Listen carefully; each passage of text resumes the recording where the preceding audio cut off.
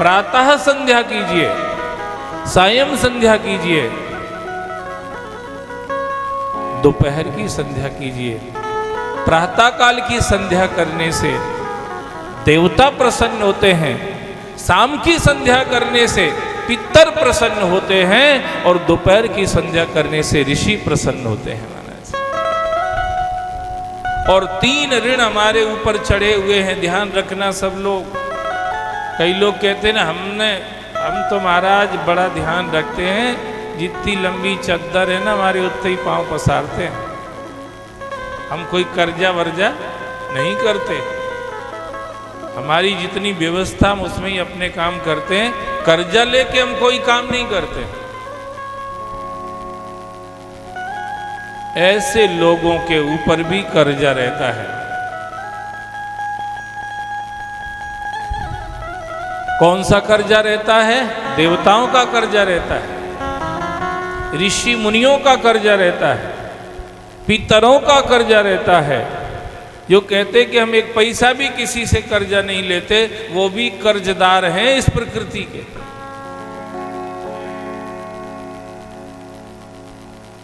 जब तक देवताओं के ऋण से आप ऋण नहीं होंगे, तब तक आप तन से स्वस्थ नहीं रह सकते। जब तक आप ऋषियों के ऋण से ऋण नहीं होंगे, तब तक आप मन से स्वस्थ नहीं रह सकते।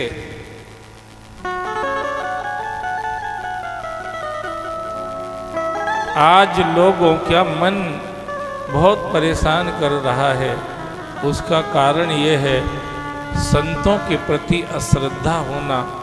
ये हमारे मन की बीमारी का कारण है महाराज। हमारा मन इसलिए बीमार है क्योंकि हम संतों के ऊपर अश्रद्धा करने लगे।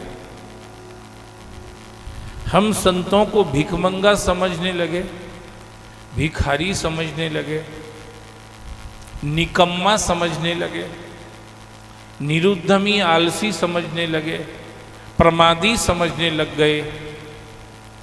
जो चीजें हमारे अंदर थी वो हमने संतों के ऊपर आरोपित कर दी और संतों के प्रति अपनी श्रद्धा को कम कर लिया।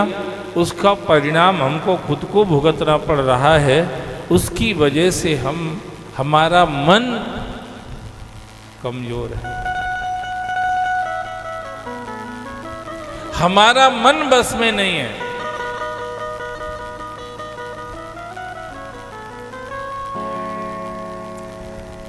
हम मन से परेशान हैं, ऐसा हम लोग अनुभव करते रहते हैं।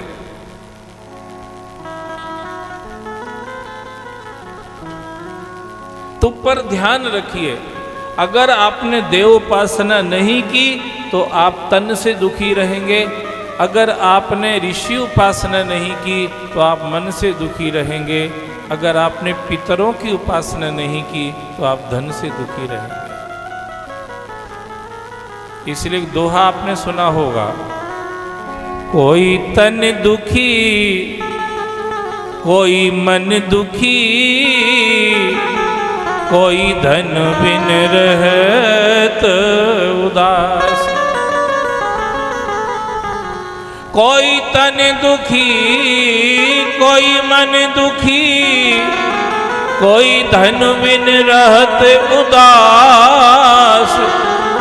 थोड़े थोड़े सब दुखी, सुखी राम को दास। आज हम लोग सभी तीनों चीजों से परेशान हैं। तन में तो कुछ ना कुछ होता रहता है, आए दिन कहीं की बीमारी लगी रहती है या कहीं का एक्सीडेंट होता रहता है। ये तन की परेशानियां हैं।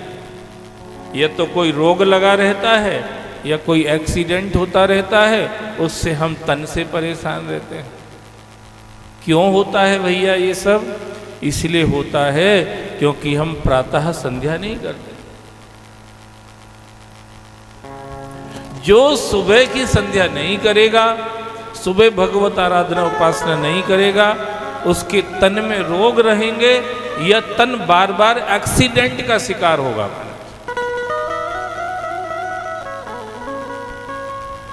अगर कोई ये चाहता है कि मेरे तन में कोई रोग ना हो और कोई ये चाहता है कि मैं एक्सीडेंट का शिकार ना होऊं, तो उसको प्रातः संध्या करना चाहिए, उसको सुबह की संध्या करना चाहिए।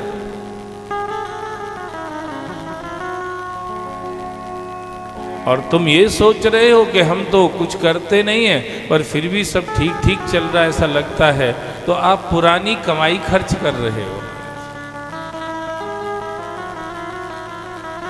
कुछ आपके पास जो इकट्ठा है ना पुराना, अभी कुछ नहीं कर रहे फिर भी ठीक चल रहा है, इसका मतलब यह है कि हम पुरानी कमाई को खर्च कर रहे हैं, तो एक दिन कंगाल हो ही जाएंगे। बहुत महत्वपूर्ण चर्चा ये चल रही है। तन को अगर स्वस्थ रखना है, तन को अगर एक्सीडेंट से बचाना है, तो प्रातः संध्या कीजिए महाराज। मन को अगर स्वस्थ रखना है, मन को अगर एक्सीडेंट से बचाना है, मन के भी एक्सीडेंट होते रहते हैं, पता नहीं कब कहां उलझ जाता है। बोलो शंकर भगवान की जय। ये एक्सीडेंट ही तो है।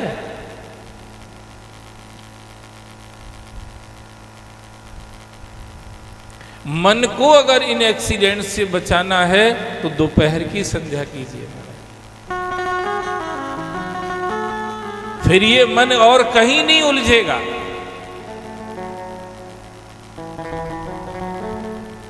कहीं नहीं जाएगा ये मन।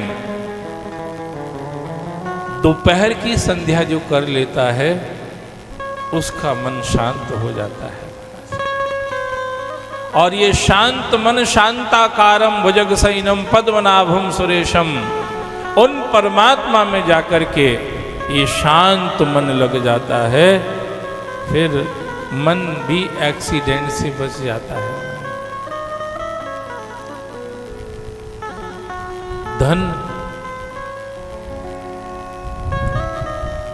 धन नहीं है उसको बढ़ाना है, धन है उसको बचाना है, धन है उसको अच्छे काम में लगाना है। ये कैसे होगा? सायं संध्या कीजिए। सायं संध्या, शाम के समय भगवत आराधना कीजिए। उससे पितर प्रसन्न होंगे। पितर प्रसन्न होंगे तो धन नहीं है वो उसकी पूर्ति करेंगे महाराज। धन है उसको सुरक्षा प्रदान करेंगे। धन है तो कहीं गलत काम में न लग जाए। गुटखा, तमाकू, बीड़ी, सिगरेट, शराब, मांस, अंडा, गांजा, भांग, कहीं इनमें न लग जाए। आप अगर सायं संध्या करेंगे तो आपका मन इन चीजों से बचा रहेगा, क्योंकि वही समय होता है शराब के ठेके पे जाने का और वही समय होता है संध्या उपासना करने का। थोड़ा जैसे दिन सूरस्त होता है, आदमी शराबी को ठेके की याद आती है उसी टाइम, और वो उस टाइम उधर चला जाता है। पर जो भक्त होता है उसको पता है सूरस्त हो रहा है, अपने को संध्या करना है, तो वो आंख बंद करके जहां भी होता है जैसी स्थिति में भगवत आराधना में लग जाता है, या स्नान करके हाथ मुंह धो करके भगवान के मंदिर में या कहीं भी जाके या मन के मंदिर में ही जाकर के भगवत उपासना करने लगता है, संध्या करने लगता है। तो क्या होता है, वही समय था ठेके पर जाने का, उसी समय वो संध्या में लग गया तो उधर जाने से भी बच जाता है, इधर भगवत आराधना हो जाती है, उससे पितर प्रसन्न हो जाते हैं, और जिसके पितर प्रसन्न रहते हैं उसके घर में संतान की कमी नहीं आती, उसके घर में सामान की कमी नहीं आती, उसके जीवन में सम्मान की कमी नहीं आती। वेरी पावरफुल पर्सनैलिटी है ये पितर लोग। कई लोग पूछते क्यों महाराज हम गया में पिंडदान करके आ गए तो अब भी घर में कुछ श्राद्ध वाद करना चाहिए, जल देना चाहिए, क्या? मैंने कहा भैया सब कहीं भी करके आ जाओ फिर भी करना चाहिए, फिर भी करना चाहिए।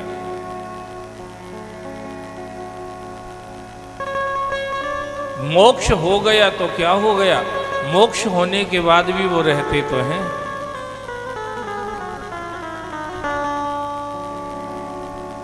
रहते तो हैं और रहते हैं कहीं दिव्य रूप में रहते हैं तो उनकी ताकत बढ़ी हुई रहती है और उस समय वो आपके जो अच्छे मनोरथ हैं उनको पूर्ण करते हैं। जैसे देव उपासना नित्य होती है,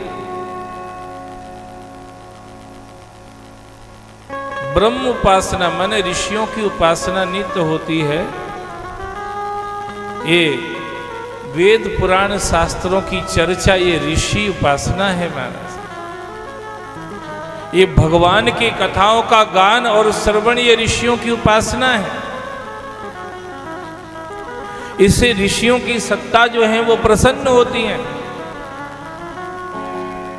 दिव्य सिद्ध साधु संत जो हैं जब हम लोग भगवान के बैठ करके गीत गाने लगते तो वो प्रसन्न होते हैं।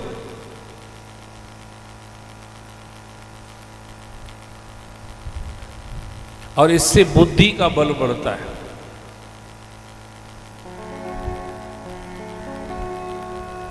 तो कोई तन दुखी, कोई मन दुखी, कोई धन बिन रहत उदास, थोड़े थोड़े सब दुखी, फिर सुखी राम को दास।